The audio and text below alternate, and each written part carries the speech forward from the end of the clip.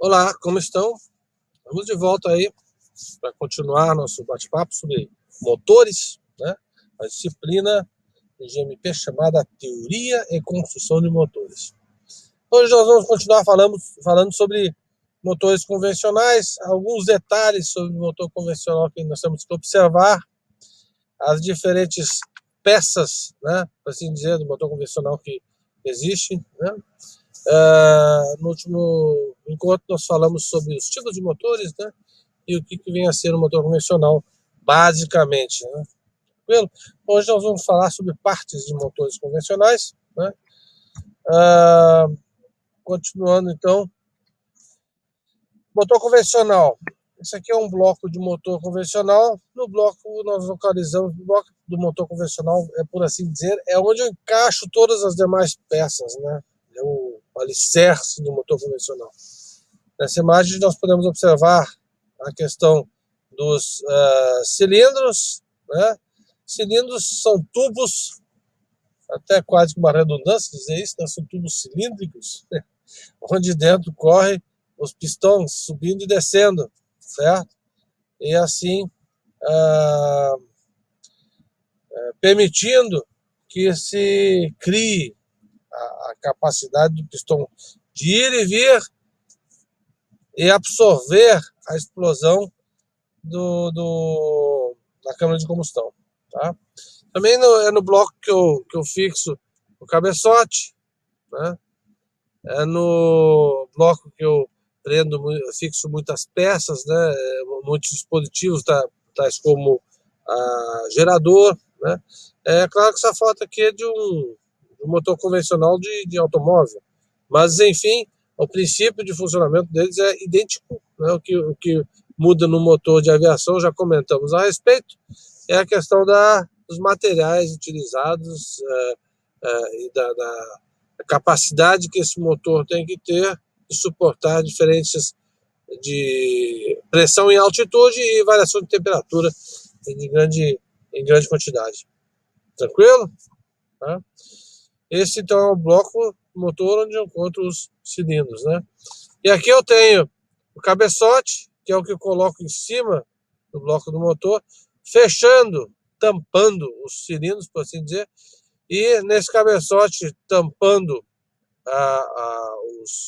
os cilindros é onde eu consigo obter a câmara de combustão. Porque o pistão, quando corre aqui dentro, ele chega aqui em cima, ele vai ter um espaço menor, vai ter criado um espaço menor, uma compressão, né? É por isso que se diz que todo motor convencional tem sua taxa de compressão.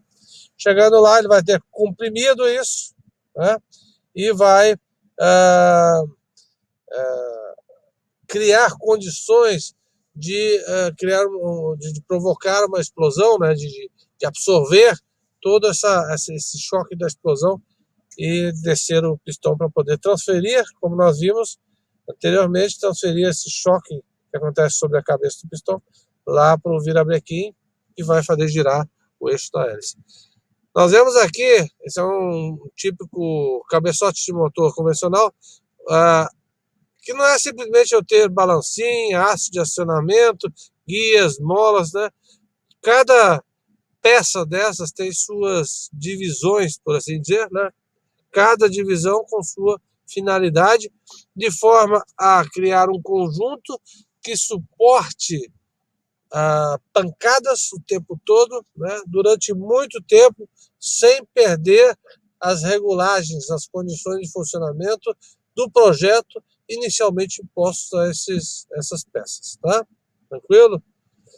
Temos vários tipos de câmara de combustão, lembrando então que nós temos o cilindro, né, que está no bloco.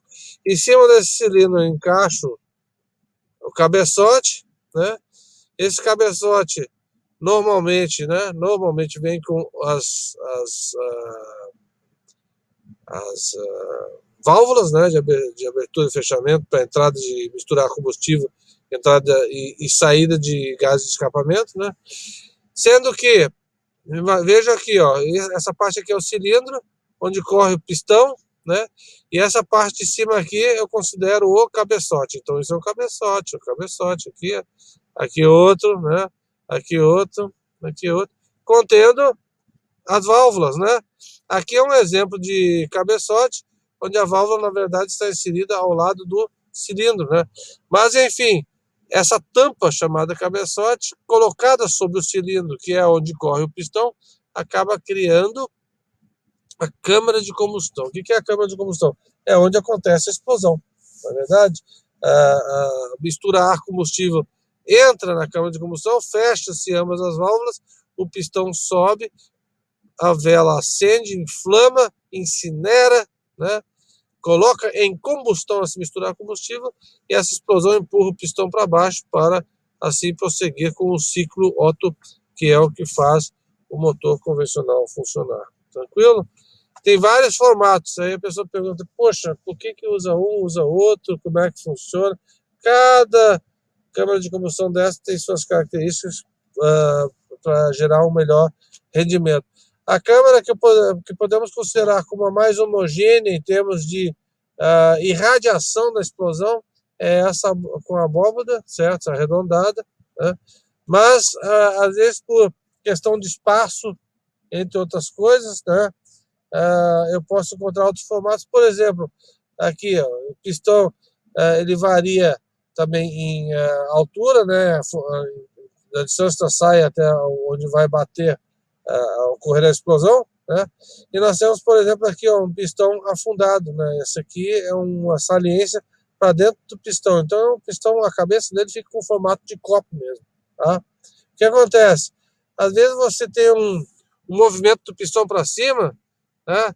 Em que ele fica muito próximo à válvula, ou mesmo por questão de espaço aqui, de deslocamento do pistão, eu preciso ganhar espaço para deixar uma câmara de combustão adequada, conveniente, né? Então, o que eu faço? Como eu não consigo criar esse espaço no próprio cabeçote, eu crio o espaço da câmara de combustão na cabeça do pistão. É um projeto diferenciado, tá? Dentro do cilindro corre o pistão. Vocês se lembram da figura da válvula, né? Da mola, desculpa, válvula com mola, né? Várias peças encaixadas fazendo um conjunto que funciona harmonicamente, baseado no funcionamento do motor todo em si, né? Veja aqui, nós temos o pistão e a biela. Também é um conjunto de peças, né? É a cabeça do pistão, um pino, que tem a sua trava, né? Tem a biela, que tem o parafuso para fixar a capa da biela no próprio, na própria cabeça da biela, né? No pé da biela, tranquilo? E tem casquilhos. O que são os casquilhos? Os casquilhos são peças encaixadas dentro da própria, da própria fixação da biela, que estão ali para, por assim dizer, se desgastar, né, ao longo do tempo. Para você não desgastar a própria biela em si, os casquilhos estão lá para se desgastar e você poder substituí-los depois, se for o caso. Tá? Então não pense que uma peça um pistão é uma peça só. A gente tem que ver que o pistão é composto de várias peças, né? Tranquilo? Biela também, tem uma biela, aquela haste que leva a explosão do pistão para o virabrequim. Mas são várias peças que compõem ela. E cada parafuso desses tem o seu torque adequado. Tem que ter o torque adequado, porque ao longo do funcionamento desse motor, isso aqui vai ficar tomando pancadas, aquecer, dilatar, contrair, e se não estiver apertado com o torque adequado, duas coisas podem acontecer. Excesso de torque vai fazer isso aqui quebrar e essa peça soltar. Prejuízo. Torque fraco vai fazer essa peça soltar e isso aqui se soltar também. Então, também vai ter problemas, tá? Então, o torque adequado é algo essencial, tá? Lembrando também que se colocássemos um pistão correndo dentro de um cilindro, né, raspando diretamente da sua parede, como ele aquece, ele dilata. Aliás, é bom lembrar que como aqui em cima acontece explosão, ele tem uma tendência de dilatar mais em cima do que embaixo. Então tem que lembrar que o pistão que corre dentro do cilindro, o cilindro pode, por assim dizer, ser cilíndrico, né? Mas o pistão que corre lá dentro, ele não pode ser cilíndrico porque tem áreas dele que dilatam mais. Então eu tenho que ter a condição dele dilatar igual para depois de quente, aí que está o detalhe, né? o motor rende mais depois de quente, né? Sem exageros, é claro, para que esse diâmetro aqui de cima seja praticamente igual ao diâmetro de baixo. Perfeito? Tranquilo? Tá? Lembrar também que para que possa haver essa dilatação devido ao aquecimento sem travar o motor, deve haver um espaço entre a parede do cilindro e o pistão. Só que tem um detalhe, né? Se tiver esse espaço o tempo todo, vai fugir compressão, vai fugir explosão aqui pelas laterais, né? E eu vou perder o efeito, mais ainda, o efeito da explosão, da exploração da explosão, né? Então eu tenho os anéis de compressão, porque quando explode, esse anel abre e segura a pressão do ar que está aqui, compensando essa diferença que tem, e tem um anel do óleo, anel de raspagem, que é o óleo que é o anel que vai tirando o excesso de óleo da parede do cilindro. Por quê? Da mesma forma que a explosão não é para descer, a pressão da explosão não é para descer, o óleo de lubrificação não é para subir, que aqui tem que óleo, né? Se não tiver óleo, vai sobreaquecer, né? Sempre só um pouquinho de óleo para dentro do motor, mas sempre pouca coisa. Mas se não tiver o anel de raspagem, o anel de óleo, o que vai acontecer? Vai sobrar óleo aqui, esse óleo vai correr para dentro do motor, esse motor vai começar a queimar óleo. E isso também não se quer, porque óleo queimado dentro da câmara de combustão acaba virando depósito de carvão, e depósito de carvão acaba ficando incandescente, o que pode gerar, e normalmente gera, a pré-ignição, o que faz com que o motor não funcione direito. Tranquilo? Temos aqui, então, foto mostrando a parede do cilindro com o medidor de ovalização desse cilindro, né, para ver se o motor foi aberto, quer ver se o cilindro está com desgaste normal ao longo do tempo, né? E temos o pistão que é encaixado aqui dentro com essas peças, o pino e as travas, tá? Isso aqui é feito quando você abre o motor para fazer uma revisão e ver se... porque sempre é previsto um desgaste, né? Metal com metal atritando, mesmo com óleo, ao longo do tempo vai tirando um pouquinho de material de cada um deles, e no fim das contas você tem um desgaste final, né, da parede do cilindro, que você vai medir para ver se está ovalizado, né, para ver se está arranhado, para ver se o desgaste está perfeito. Se o desgaste estiver perfeito, basta que você monte o motor de novo. Tranquilo? Aqui nós temos o prosseguimento que nós vimos desse conjunto. Então continua, volta a falar do pistão, né? Os anéis de segmento, o pino com suas travas. Isso você prende o pistão na biela. A biela serve para quê? Para transferir a energia que o pistão capta para o virabrequim, ou eixo de manivelas. Para quê? Para fazer o eixo de manivelas girar as manivelas e, por sua vez, transferir essa explosão que acontece em cima do pistão para o eixo do virabrequim, que, por sua vez, está ligado à hélice do avião, do motor do avião, e vai tracionar, através da hélice, o avião. Perfeito? Lembrar que as partes do pistão do motor convencional são cabeça do pistão e a saia, tá? São partes separadas, né? É na cabeça do pistão que colocamos os anéis de segmentos. E a saia é extremamente importante no quesito de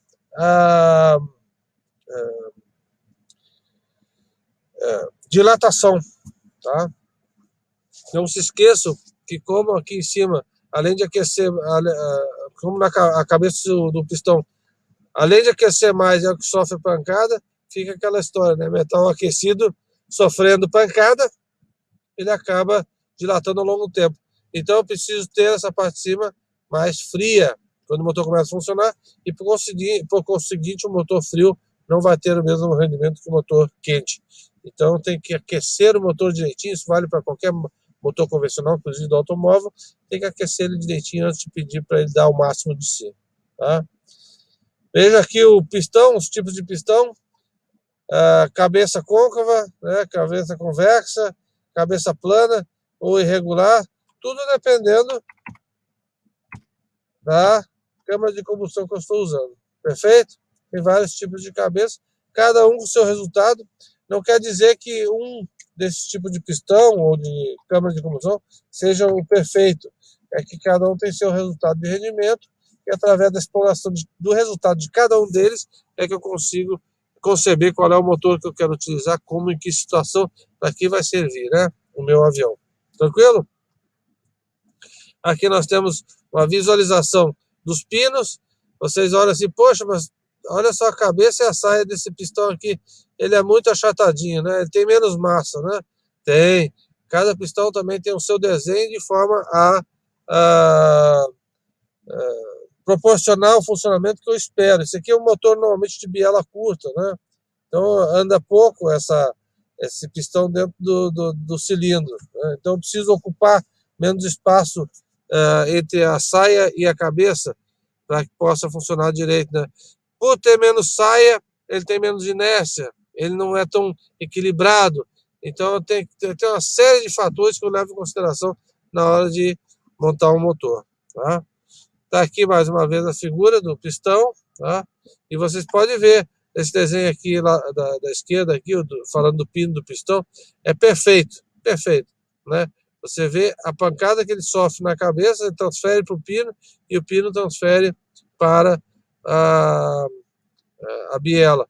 Vejam os apoios, né? A pancadaria que esse pino do pistão sofre para poder transferir toda a energia do pistão para a biela e, por consequência, para o virabrequim.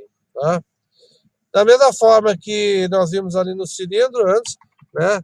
Eu tenho que medir o desgaste dele interno, eu também tenho que fazer o mesmo com o pistão, porque à medida que eu vou usando e ele vai sofrendo pancadas, ele vai sofrendo ovalização ou não da fixação dele junto ao pino. Isso tem que ser levado em consideração, porque determinados desgastes são indesejáveis, porque a peça começando a absorver e a irradiar de forma desequilibrada, fora das medidas, né, a força da explosão, ele acaba dando, por assim dizer, uma pancada torta no pino, e o pino, por sua vez, transfere essa energia de forma torta para a biela. Então, torto, com o tempo começa a irradiar isso para o cilindro, né? Porque acaba gerando um efeito torto, as peças trabalham juntas, tudo entorta junto. Mas não é um torto igual de entortar um ferro ou um arame. Não, é você raspar de forma diferente o pistão dentro do cilindro. Isso tem que ser levado em consideração. Tá? Bom, mais essa etapa vencida, pessoal, em relação ao que tínhamos que ver a respeito de partes de um motor convencional. Essa é a segunda etapa, vamos ter mais uma etapa para tratar a respeito de motor convencional e dessa forma esclarecer as partes do motor convencional para vocês. A sugestão que fica é que quando virem essa gravação de novo, deem pause e observe as figuras. Atentem sempre para as figuras, observem as figuras e façam um exercício mental com as figuras para que possam ver aquela peça que vocês estão estudando encaixada em seu contexto. Porque como as peças são compostas de outras tantas, na hora de juntar o conjunto, a consequência do trabalho dessas peças em conjunto tem que ser harmônico. Se não acontecer isso, seu motor vai desgastar mais rápido e vai tender mais facilmente a quebrar. Satisfação estar aqui com vocês e até o nosso próximo encontro.